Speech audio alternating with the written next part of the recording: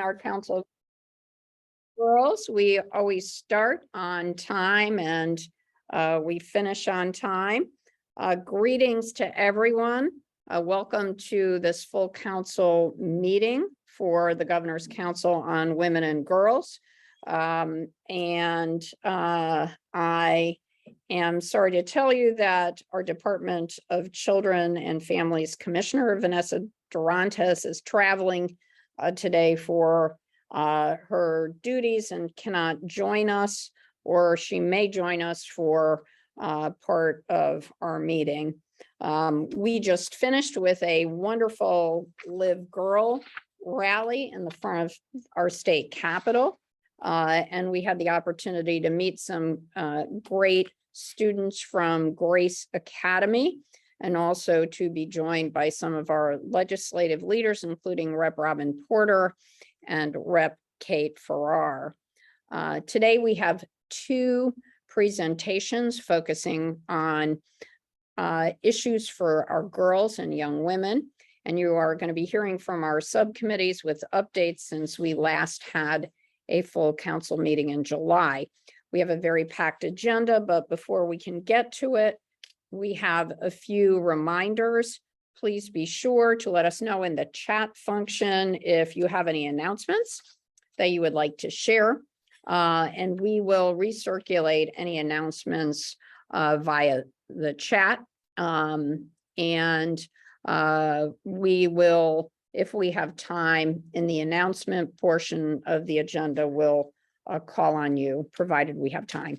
Also, we have a reminder to think about our legislative submissions.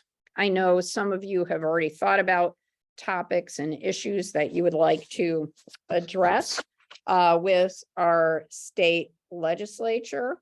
And we will be taking those suggestions and we're going to be working through each of the ideas that we've received.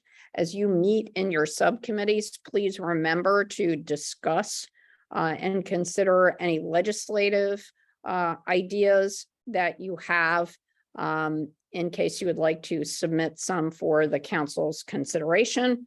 Christine will be in touch with all the subcommittees directly to get those legislative submissions before our next full council meeting in January. And we are very proud today to welcome a new agency to our council. As we explored the work that this council produces, it's important that we include the Division of Criminal Justice and bring it into the council. So we're very happy that the Chief State's Attorney, Patrick Griffin, has accepted our invitation and has provided two designees to participate in the council: Hartford State's Attorney, Sharmise Walcott, and Director of Office of Ethics and Professional Standards, Lisa D'Angelo. So the Department of Criminal Justice will also join the Health and Safety and the Leadership Subcommittee of the council. Please join me in welcoming the Department of Criminal Justice into our council. We appreciate you joining us. At this time, we're going to start with our presentations. So we're going to start with Dignity Grows. They will present on period poverty. And we have Jessica and Jennifer. So ladies, please proceed. And Jennifer and Jessica, did you want me to share the PowerPoint for you guys? Okay. Are we able to share it ourselves? You should be able to do it yourself. Okay, great. But if you can't, just let me know and I could share it. Thank you very much. We'll give it a try.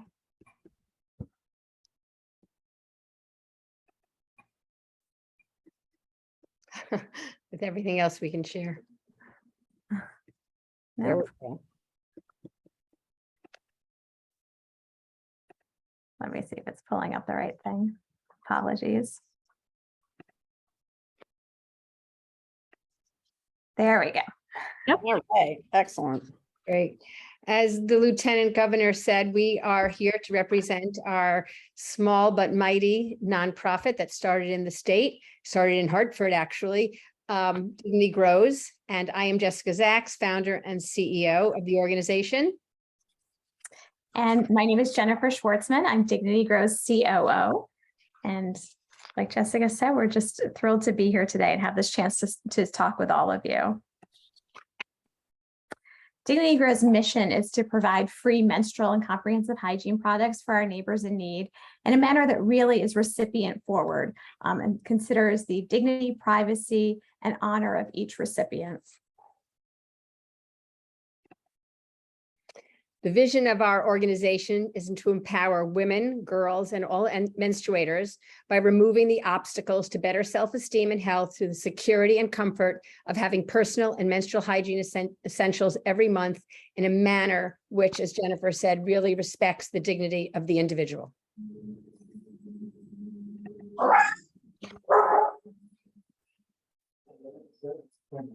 Sorry, we both also are passionate about dogs, so they may chime in a bit. All joking aside, period poverty, although a hot topic right now, is still an issue very much hidden behind taboos and stigma. Although at the start of COVID, we believe that there were about 20% of American women and girls who were affected by period poverty. And now just a few years later, it's 25%. And we actually think that statistic is on the low side. So it's 25% of women and girls in our own backyard who cannot afford monthly period products. The fastest growing rate of period poverty we see is actually on college campuses, which is a little known concern area. A study from about 1.5 years ago at that point showed 33% of college students at some point during their 2 or 4 year stay on campus could not access period products.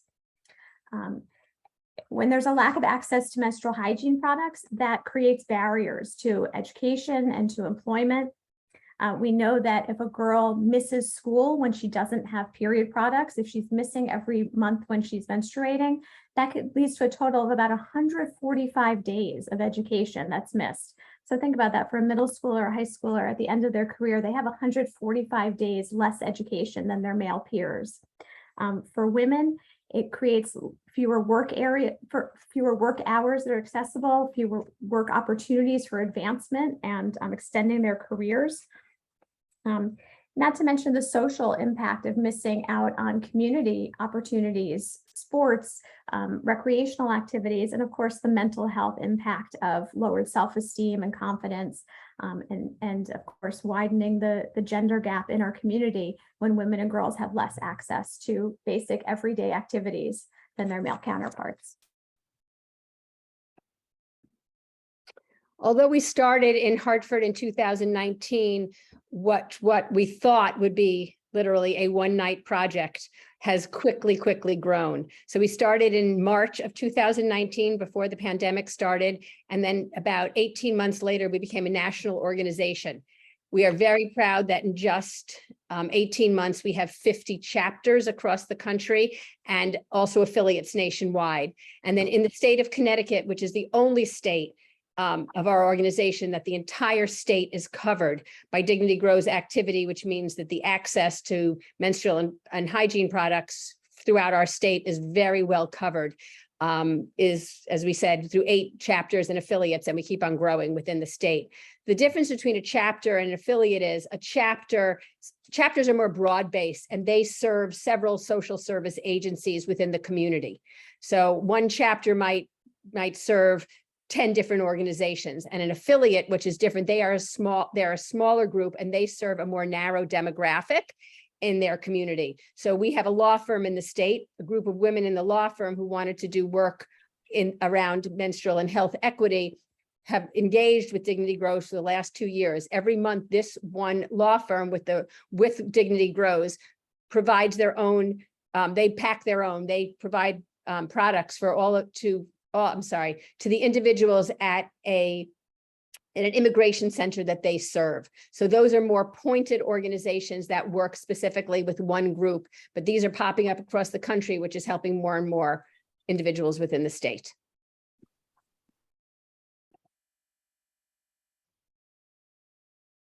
So everything that Dignity Grows distributes, all of the hygiene products we distribute are distributed in discrete reusable totes. To date, 22,000 hygiene totes have been distributed around Connecticut each year, with over 18,000 of those in Hartford. and the greater Hartford area. Dignity Grows is the only national provider of menstrual hygiene support that's paired with comprehensive hygiene support. That's been a key part of our organization from day one, to really consider the needs of the whole person. And again, back to that idea of dignity and honor and respect, that everyone should have all of their needs, their hygiene needs met, their needs as a whole person met, not just piecemeal. At this point, 80% of fundraising in Connecticut is grassroots.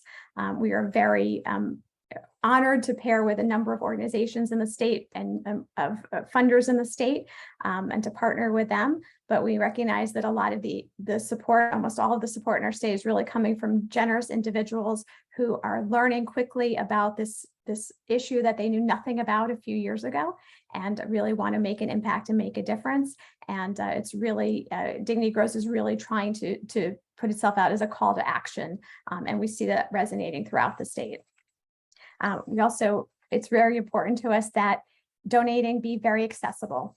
Each hygiene tote that we produce, and we'll talk in a second about what the tote is and what's in it, but each hygiene tote is made possible by a donation of only $10, which really makes our donor base accessible and open to anyone in the state.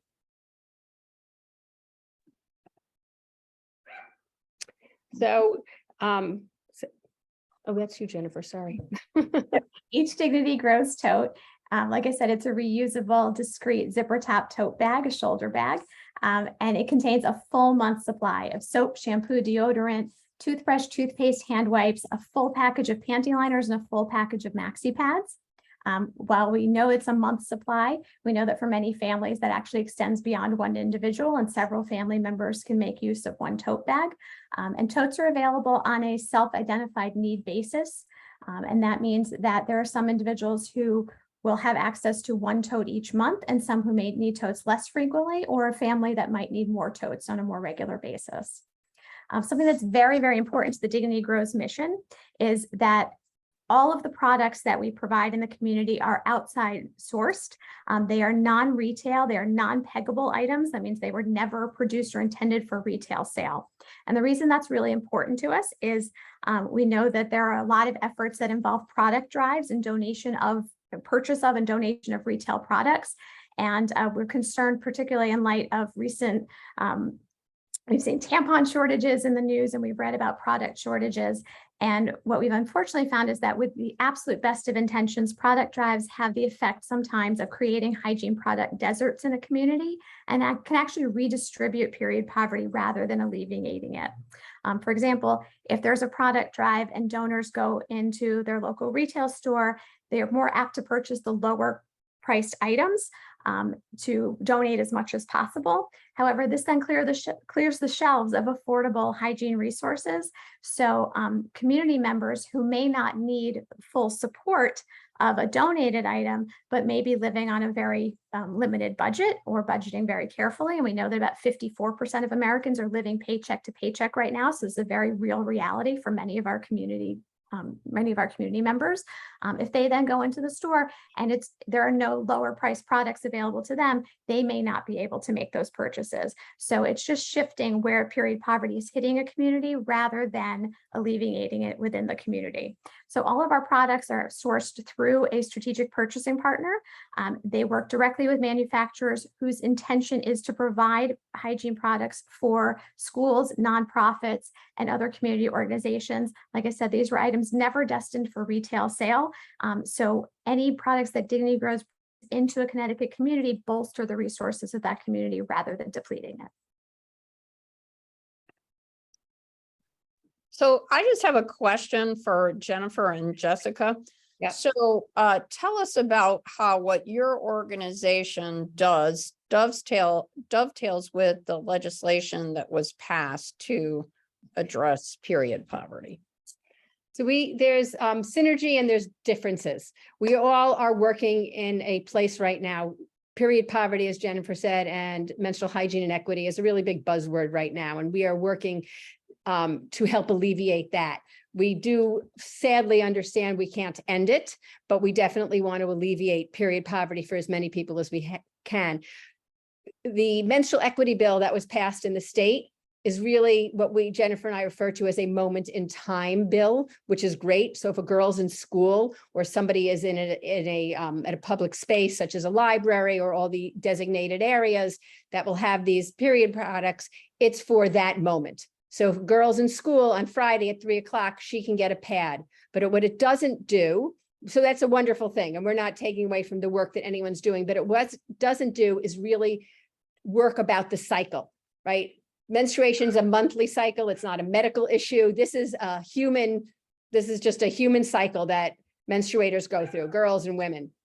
And so what we aim to do that's different is, since we distribute our totes, which we'll explain how we do that, distribute our totes every month, say it's a Monday, those who have self-identified need will get a hygiene tote and they will be prepared when their period comes. A girl doesn't have to not go to school because she doesn't even have a pad to get her to school that day. It will be as though hopefully the product will be below her sink and she will be able to access what she needs so she doesn't have to be taken away. So it's a broader way to help combat the issue and not just a moment in time, but really works at the full cycle of the individual.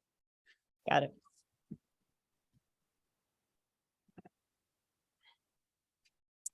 So how we work is through distribution partners, which is a new term for this. So we'd like to explain how that is. We have made a very conscious decision since the start of the organization 3 years ago, when, as we said, we thought we were going to do this for one night, and look where it's gone, which is just a wonderful thing. We learned something and then we said we have to do something about it, right? We have to make change for people who can't always make change for themselves. So what we do is we chose that we did not want to add another layer of identification to the individual. So the way we service our partners is we work with social service agencies, which we call distribution partners. They have unique populations of their own. They already have self-identified people who come, be it the public schools or after-school youth programs, underserved women's clinics, soup kitchens. They already know who they work with. So every month we distribute to our 30 plus, well, across the state, Jennifer, there's 60 plus distribution partners across the state, all social service agencies.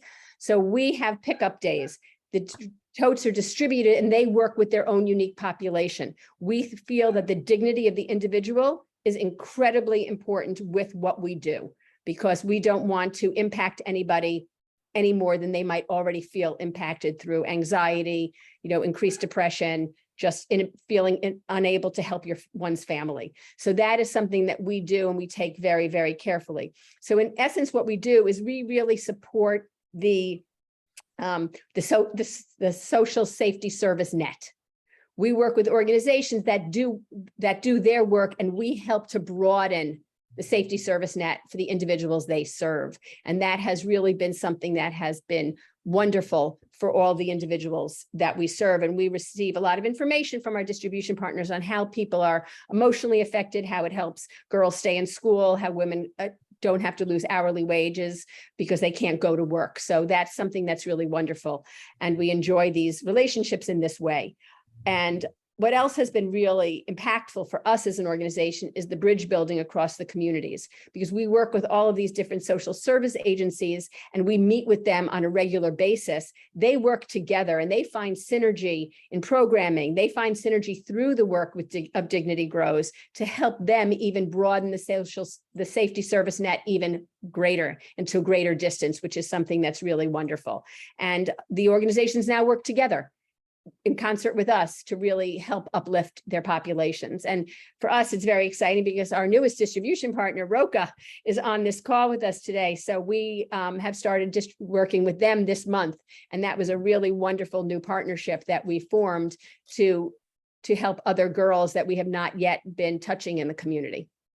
Well, that is a perfect segue to our next presentation. And I just want to say thank you so much to Dignity Grows for presenting today. We really appreciate it. And thank you so much for everything that you're doing. Thank you.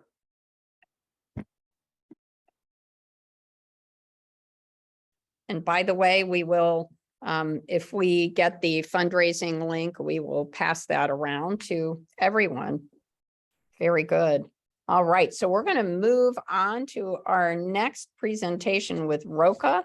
That was an organization that we had the opportunity to visit last month with some of our CoWaG chairs for health and safety and economic opportunity and workforce equity to learn about the work that Roca does. We wanted to elevate those issues because they actually are issues that go across some of our subcommittees. And so we're going to go ahead and ask the Executive Vice President of Women and 2Gen, Ms. Bhalla, to please tell us about your organization. And I think you have a PowerPoint as well. I do. Thank you. Thank you so much for having me. And it was great to see that Dignity Grows was on as well. We received our first distribution last week, and it could not have come at a better time. As I describe who we're working with, you'll see why their work is so critical to our mission as well. Let me just share my screen.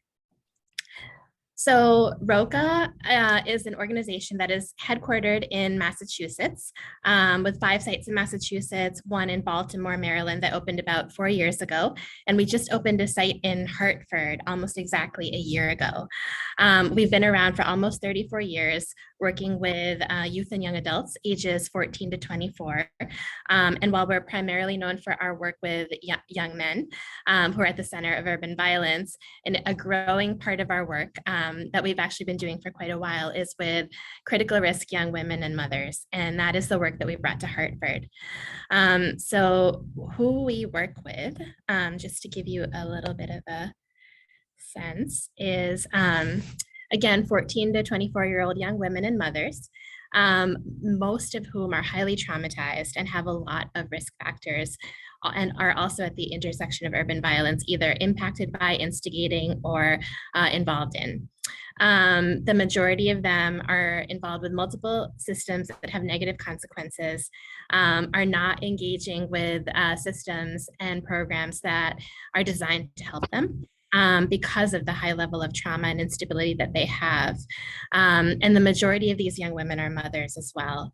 The kind of dual part of our work is really working with the systems that impact this population so that we can collectively work on policy changes to make sure that we are being inclusive of this group who's often left out. And so just to put this into context, we work with about 300 young women and young mothers annually, and that number is growing. And as you can see, they have a significant number of risk factors, they and their children. The ones that we target, we generally say are not ready, willing, or able. So they're ones who are not showing up in the systems that they need to be engaged in. Childcare, cash assistance, WIC, SNAP, et cetera. Yet they are showing up in the criminal justice system, the child welfare system, and even the healthcare system. And so, our goal is to really work with them pretty intensively to try to address some of their traumas and get them to the starting point of some of the other wonderful home visiting, parenting, and youth serving and job training programs that are out there. And this is just, I wanted to put in context with you who we're working with. This is some work that we did looking at systems costs in Massachusetts for young mothers, and we hope to do the same for Connecticut as well. But the impact of the trauma of our young mothers is significant. They have a myriad of risk factors, including poverty, violence, substance use, discrimination, young parenthood, and housing instability. The majority of them have grown up repeating cycles of intergenerational trauma and instability. And when we think about the systems that they're not engaged with, there's a significant lost annual benefit. And the ones that they are engaged with incur quite a bit of cost to society. So it's so important that we reach them and work with them and really break that intergenerational cycle for their children. So what Roca does is we use a long-term and trauma-informed approach because we're talking about a population that has had a lot of exposure to trauma, lacks protective and therefore needs a significant level of intervention and a longer duration of intervention, while many programs are only designed to work with people over a short period of time. And Roca's model is really built around this understanding of adolescent brain development. So we're focusing on 14 to 24-year-olds. And we know that the brain isn't fully developed until at least the age of 26. And that adolescent period is such a critical window to build executive functioning skills, which when you have trauma, the impact of trauma on the brain really keeps people in this fight, flight, or freeze place. And so in order to help them break those reactions, and really move through the stages of change and sustain long-term behavior change, we utilize a simple and relatable version of cognitive behavior theory-based skill building, which we developed with Mass General Hospital, to really just get them to take an 8 to 10 second pause when they're triggered in a situation, and to reflect on how their thoughts and feelings might be impacting their actions. And so what this looks like in practice is we work with young mothers for 4 years. The first 2 years are more intensive. And the second 2 years are on helping them sustain that behavior change, because what we've learned over time is that behavior change takes 18 to 24 months to happen. So we start by literally knocking on the doors of young mothers until they'll answer, not just physically knocking, but finding them wherever we know they might be. If they're hanging out with other girls on social media, in school, about 30% of our young mothers in Hartford are engaged in school. And then we show them that we're not going anywhere. We help meet their basic needs until they start to trust. And we kind of lay this foundation of a transformational relationship so that we can get them to think about using CBT skills to react differently, come out of survival mode, and then practice those skills in life skills classes. So we offer, healthy habits, harm reduction programming around relationships, substance use, et cetera. We have clinical mental health services on site through a contract with the Village. We offer parenting classes, workforce readiness classes, financial literacy. And we also have, for those who are not in school, we have GED education and digital literacy and things like that on site, as well as a transitional employment program.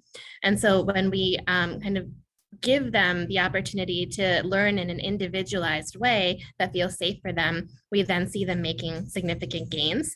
And simultaneously, we're really working with the various partners that engage with them to challenge some of the existing mental models about who this population is and really understand what it means to be trauma informed. So, we are very kind of data driven and looking at outcomes over the short, intermediate, and long term.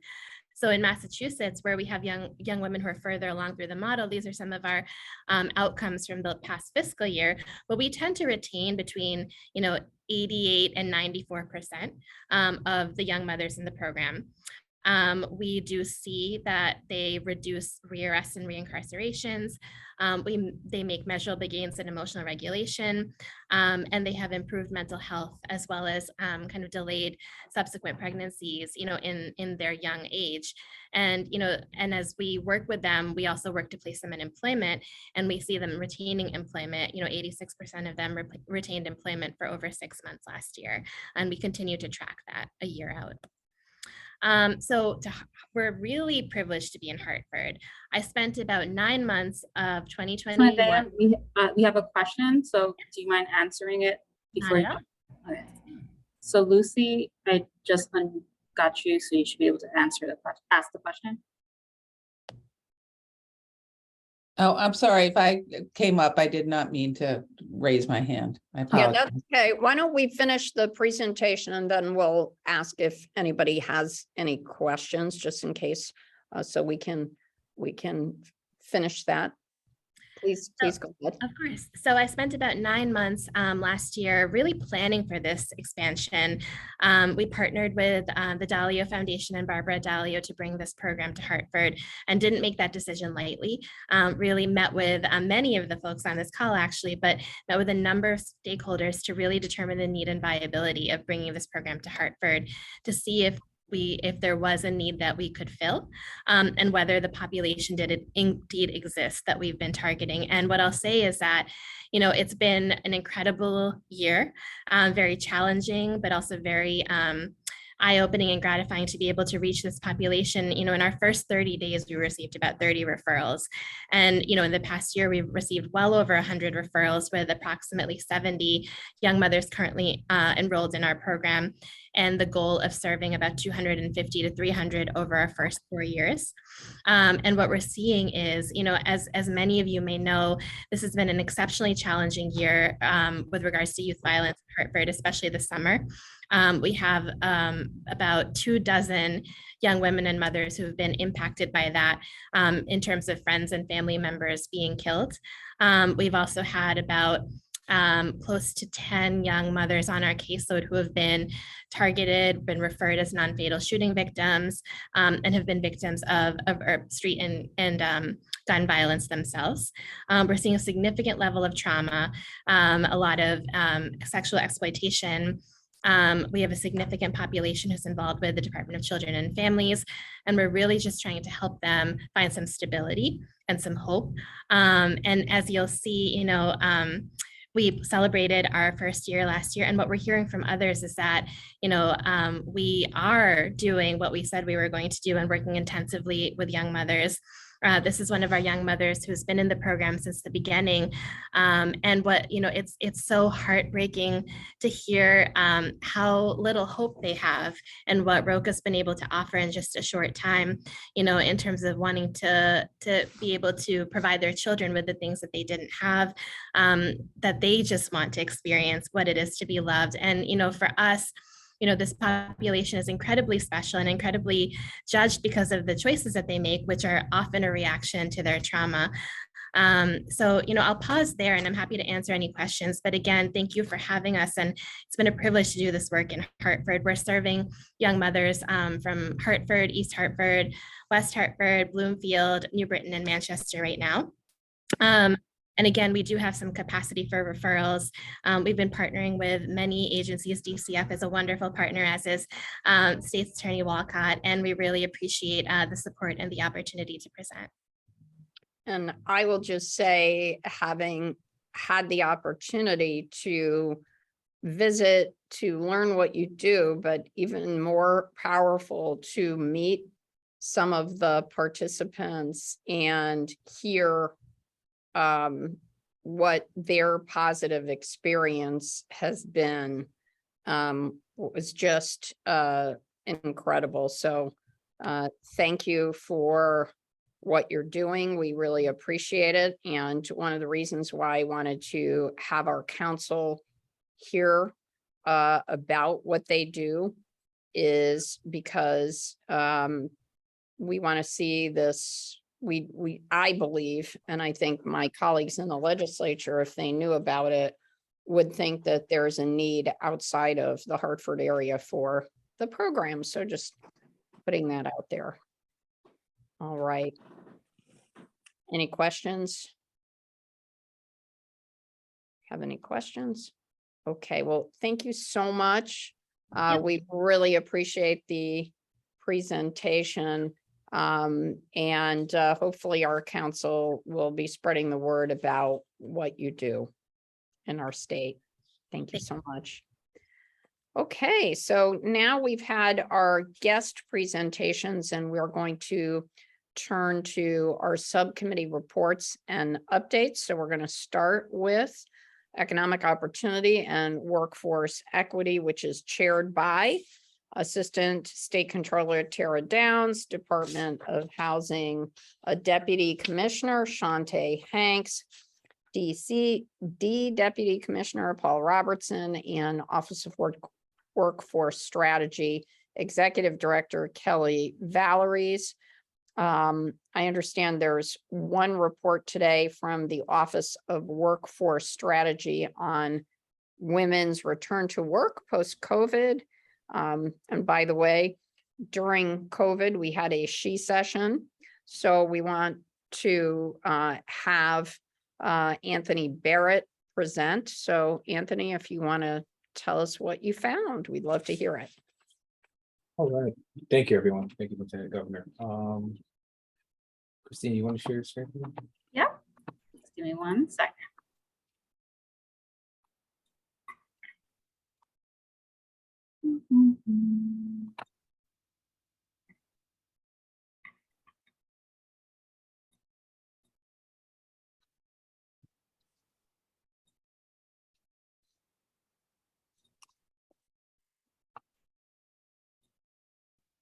Okay.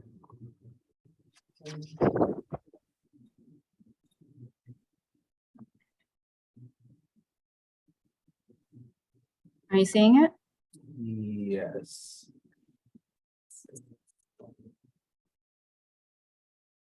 Yes, you just gotta. All right. Maybe I can try to share mine. Okay, here you go. See, Is this not showing weird? yeah, it's kind of funny. I'll share mine.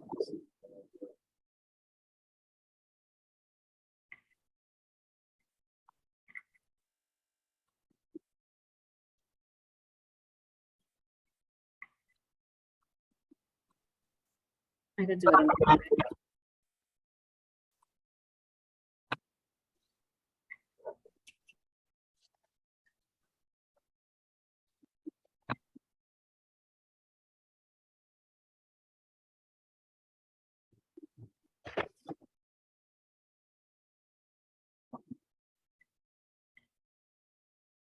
That's it.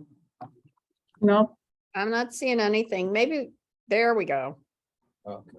All right. Okay. All right, thank you. Sorry about that. Yeah, so based on Special Act 2022, we our Office of Workforce Strategy and Anthony Barrett, let me introduce myself. Anthony Barrett, I oversee our diversity, equity, inclusion, accessibility work for the Office of Workforce Strategy. And one of the things that was tasked to our office is to really take a landscape look at understanding post-COVID impact on women's return to work, and then also develop an economic plan in regards to getting them women returnship back to work. So what does that look like? That looks like the process for us is engaging across different state stakeholders, partnerships across higher education, also looking at transportation issues, childcare issues that were predominantly affecting women's return to work post-COVID. And another focus area is also how do we work with businesses to create returnship packages or attractive benefits to really get more women back to work in an environment that's really more productive and inclusive, so they're able to get back to work and remove a lot of the barriers. So our first goal into putting together this plan is really just starting to look and identify a lot of the work that's being done across the state. Currently identifying a lot of our partners. We know childcare, as aforementioned, is one of the main issues when it affects women's return to work. Transportation is another one which we're also working on addressing across some of our other committee work that we're doing as part of the Governor's Workforce Council. Another goal will also to identify a lot of the thought leaders that are also tied into our diversity, equity, inclusion, and accessibility work. Our Office of Workforce Strategy has 5 subcommittees that do a lot of this work across areas that impact BIPOC populations, personal disabilities, youth, veterans, and the returning citizen population. So what we're looking to do is also, as we develop this economic plan for getting women back to work, is sharing it across stakeholders and socializing it so we can make sure we get a large input and impact. Then also amongst CoWaG members as well. So our next phase is to really take a deep dive on landscape and kind of asset map what's really happening across the state, across agencies, so we can truly understand and put together a holistic and comprehensive plan to make sure that we are looking at reaching everyone, no matter what part of the state they're in. And then another focus area is also how do we leverage a lot of our resources that we already have in the state, but then also how do we braid a lot of the funds that actually came through the Office of Workforce Strategy, like our Career Connect dollars. We've expounded $60 million and so forth in workforce initiatives across the state. 50% of it went to workforce boards, another 50% went to CBO organizations directly impacting a lot of the workforce shortages in our state. So on top of that, we also are looking to also braid a lot of our resources around our regional sector partnerships, which is a lot of the businesses that come together to look at common issues affecting their workflow or work streams. And we're going to braid all of those opportunities in to make sure that women and women's initiatives and women's returnship are at the core of everything that we're doing too as well. Next slide. Oh, I was sharing my phone. Okay. All right. So what you see right here is kind of like our plan and how kind of like what I just mentioned. We identified aligned stakeholders. It's our step process and how we're gonna go through, perform a landscape analysis of existing resources and programs, because I believe our state has many of the resources. It's more about how do we coordinate it and how do we leverage resources across agencies. How do we have public-private partnerships to make sure we get this work done? And then design and augment existing programs to take into account geographic and industry-specific needs. We know even when it comes to like transportation and getting people back to work, is it first shift, second shift? How does it look in a rural area? How does it look in metropolitan areas? How do we reduce many of those systemic barriers that are often barriers are problematic? And then implement assist programs in their return to work effort with special focus on marginalized groups of women. We've Black and brown women has largely been impacted the most when it came back to return shift to work. And even though our state have showed some increased numbers when it came back pre-COVID for people getting back to work, Black and brown women have not returned to work at the same pace as their counterparts. So we know there are issues there, and how do we really put some progress in place and have those kind of DEIA conversations with employers to make sure that that their sense of feeling of valued, and there's not a large exodus going forward. So as you know, as we're working, it is like, how do we put programs together? Because as you may attract the talent, but it's more about retaining the talent and make sure we can lower those attrition rates when it comes to Black and brown talent in those workplaces. And then lastly, we're going to identify gaps in programming and push for additional legislative changes to address some of these gaps from our findings. So we're very early in the process, but our goal is to ideally have a preliminary draft of the plan in place, and then socialize amongst this group and other stakeholders within the state. Thank you.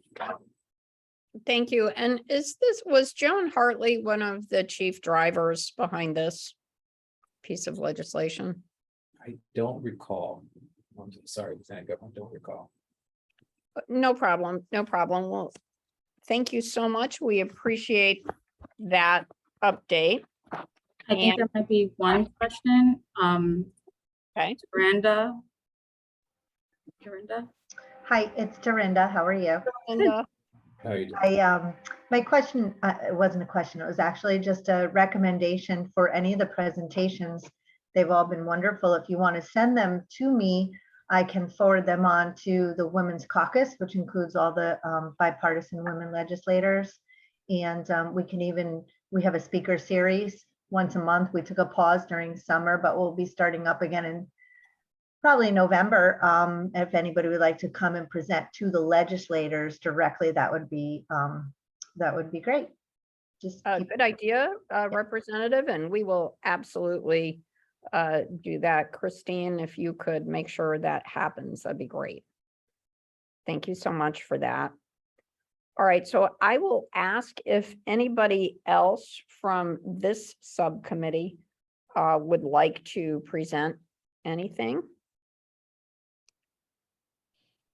Okay, so then we're going to move on to the Education and STEAM Subcommittee that's co-chaired by our DMV Commissioner, Magubane, and our Office of Higher Education Executive Director, Tim Larson. And I understand that the Commissioner will be reporting out today. So Commissioner Magubane, I see you. Please give us your report. Was she on? She's not muted, but we don't hear her. Oh, dear. Okay. That's odd. Oh, I do see it's on mute when I. Now it is on mute, yeah. Okay, she's on mute, so. Commissioner, can you, if you're off mute, maybe we can hear you. Oh, darn. I wonder if That's a technical problem. Yeah. I wonder if Tim Larson is Executive Director Larson able to give us a report. That's frustrating because I can see her. She's been on the call. Yeah. Let me see. I'm gonna try it one more time, Commissioner. Let's see. Yeah. Oh, that's too bad. So it's the new- Governor, I'm on the call. I don't have the slide deck in front of me. I Okay. have the slide deck that I could share. Okay. And I know that they've worked tirelessly on that, so I feel like we should give her some time to figure. Okay, I'll tell you what, Commissioner, why don't we do this? We'll put a pause and we'll come back to you. And we'll move on to health and safety, and then we'll try to come back and see if we can get Commissioner Magavani back so everyone can hear. So why don't we move on? And we're gonna move on to health and safety, and it's chaired by Beth Bai, our OEC Commissioner, and Manisha Jutani, our DPH Commissioner, and OHS Director Martone. So health and safety, we understand that there's not anything to report. Am I right about that?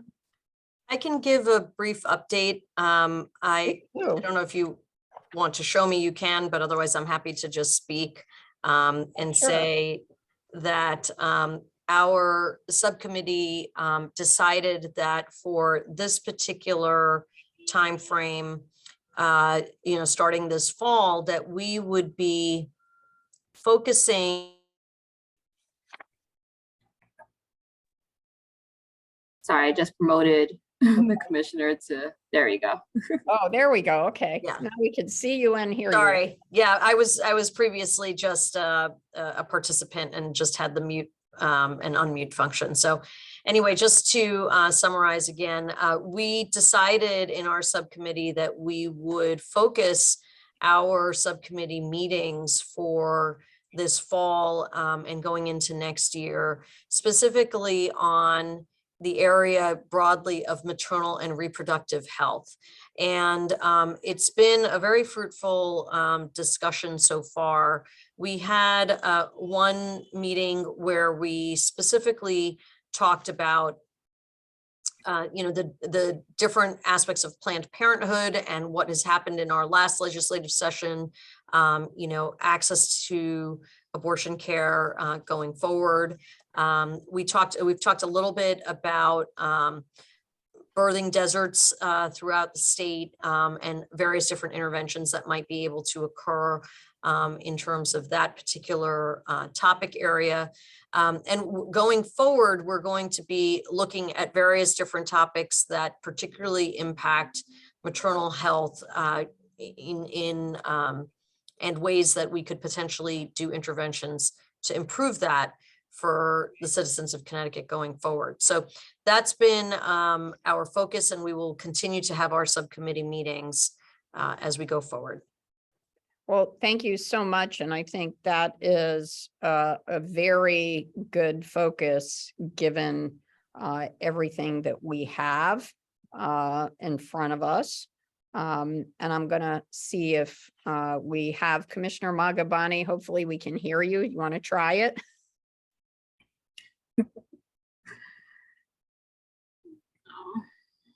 Do we have her? We have her, but we can't hear her. Oh, that's so frustrating. So let me see if I could just get her on sound. Okay.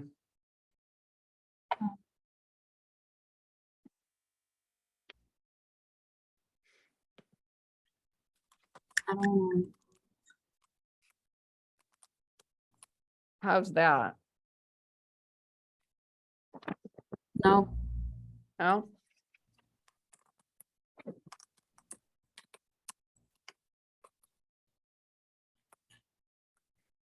Okay, well. No, Janet.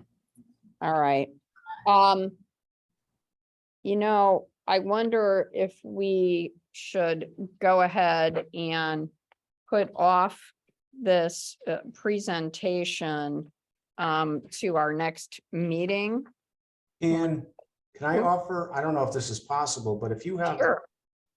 if you have the screen and I could get Commissioner Bonnie to call me on my phone. Okay. Oh, I think we can hear you. Oh, good. Oh, thank Okay. heaven. Okay. All right, I'm done. What an entrance, huh? Okay, go ahead. Can you put up the slides? Yeah, I could do that. I also had Janice in there, but I could put up the slides. Okay. Right, I was just about to come on, Christine. Thank you. All right, do you see it? Yep, I see the Yes. slides. Yay.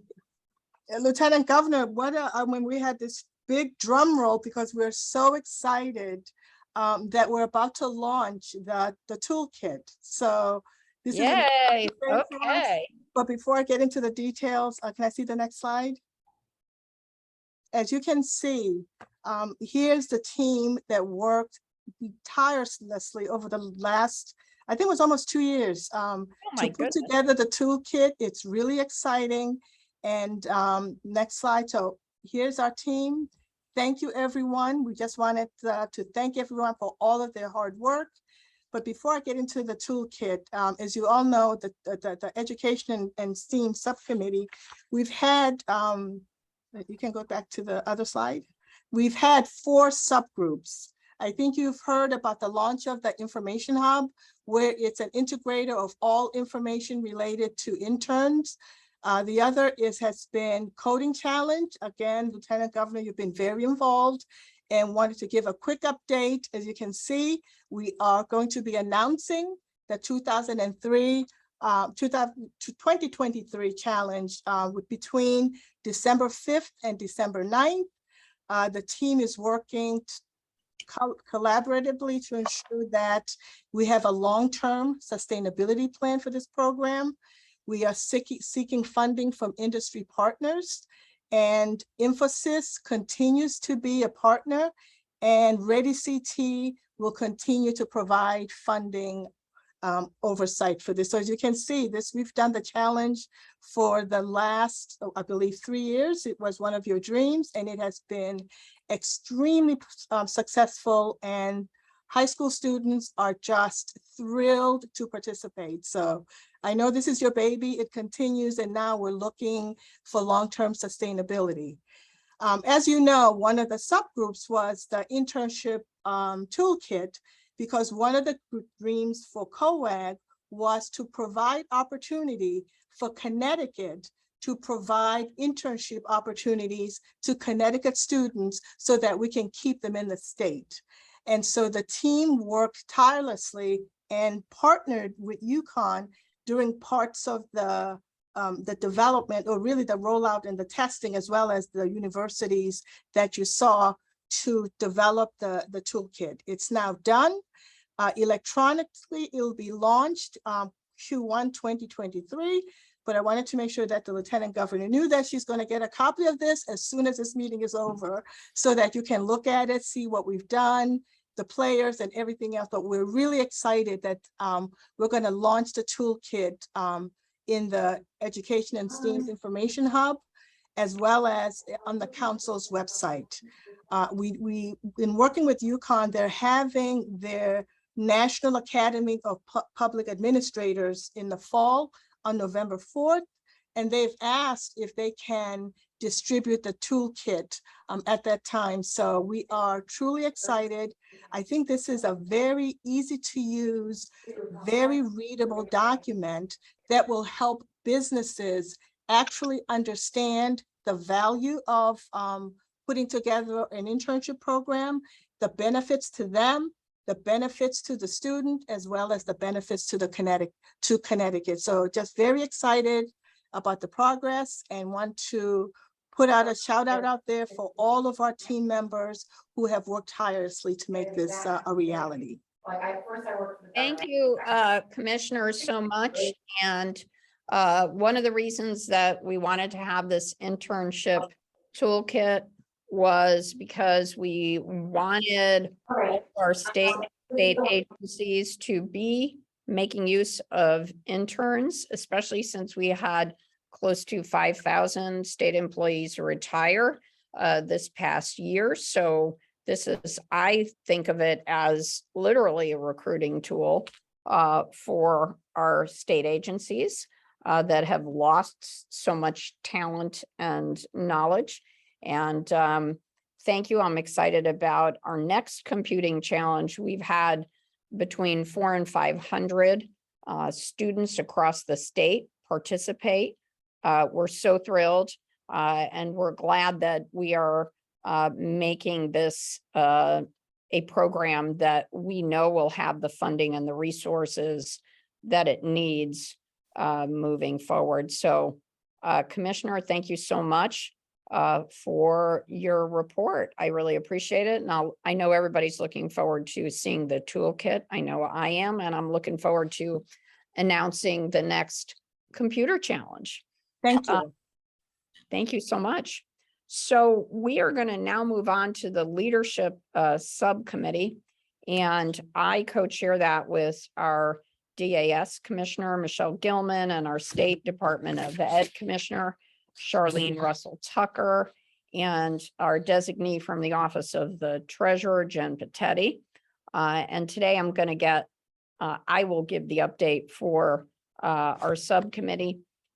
During our September leadership meeting, the Office of the Treasurer reported on its work, and we learned about the 30% Coalition expanding its mission to include senior leadership in its dedication to increase gender and racial diversity in the boardroom. We got an update on the Northeast Investors Diversity Initiative, an expansion of more companies making commitments to diversify without having to seek commitments through proxy ballots. And we learned that the S&P has 0 boards with no minority representation, which is a good accomplishment and shows promise looking ahead. On August 1st, 2022, a NASDAQ rule went into effect that required the disclosure of any company listed to include specific board matrix that shows the breakdown of racial, ethnicity, and other identifying factors on board. And at this time, I'm going to invite my co-chairs, Commissioner Gilman and Russell Tucker and Patetti, to add if they have any other points that I neglected to mention. Thank you, Governor. Michelle Gilman, DAS Commissioner. As unsurprising, your report was extremely comprehensive. I would just add that our subcommittee is very focused on also showcasing the talents of many of our women leaders in the state. In the past just a few months, we've had an attorney in law enforcement do a presentation around those challenges and opportunities. And then I think just coming up on October 21st, there's a Women in Manufacturing panel as well at Goodwin College from 3 to 4:30, also showcasing women in the manufacturing sector and their leadership talents, particularly in a traditionally male sector. So again, really excited by the work of our subcommittee, and I would offer to Jen Patetti from the Treasurer's Office for any additional updates. I believe that Commissioner from SDE, Russell Tucker, is at another commitment. But thank you again, Governor, for the opportunity. Absolutely.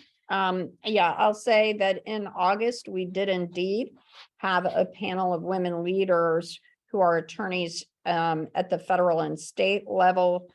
They talked about their work in law enforcement, and our partner in that was the Connecticut Bar Association, and it was a very interesting discussion, not just about traditional law enforcement with respect to crime, but also with respect to civil actions or antitrust or consumer law and the role that public defenders play as well. And we had an Assistant Attorney General talk about her office and what they do with respect to consumer and antitrust law.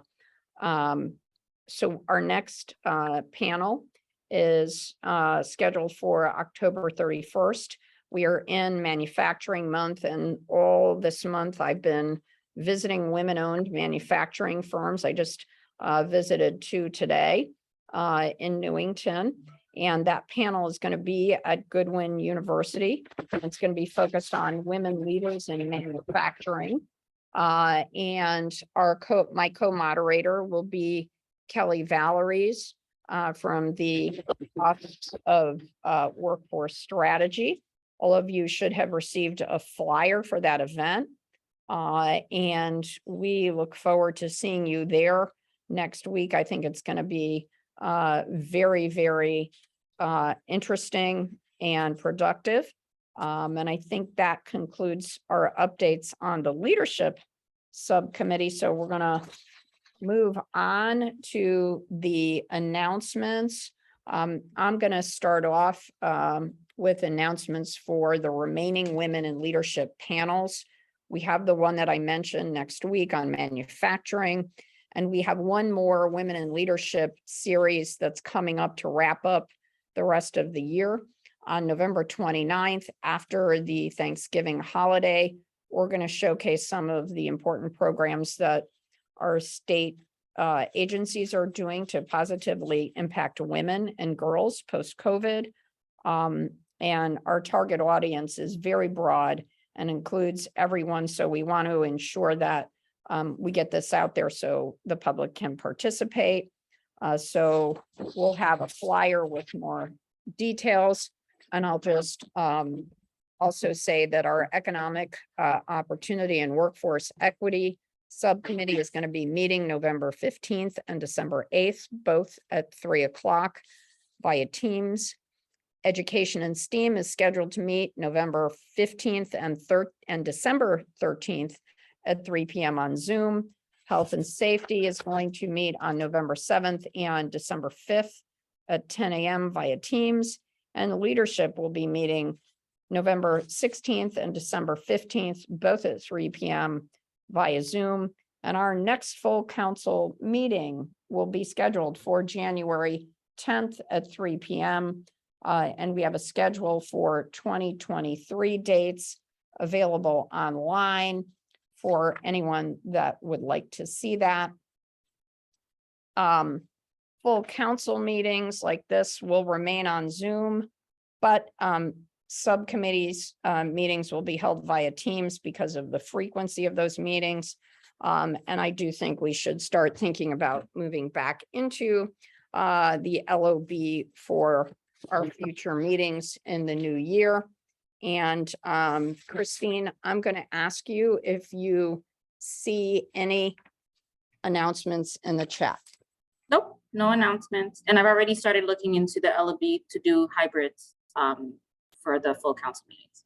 Excellent, because we've had some of our panels in the LOB, and it's nice to be back there. And also it's nice if CTN will highlight and get our meetings out in a more fulsome way to the public.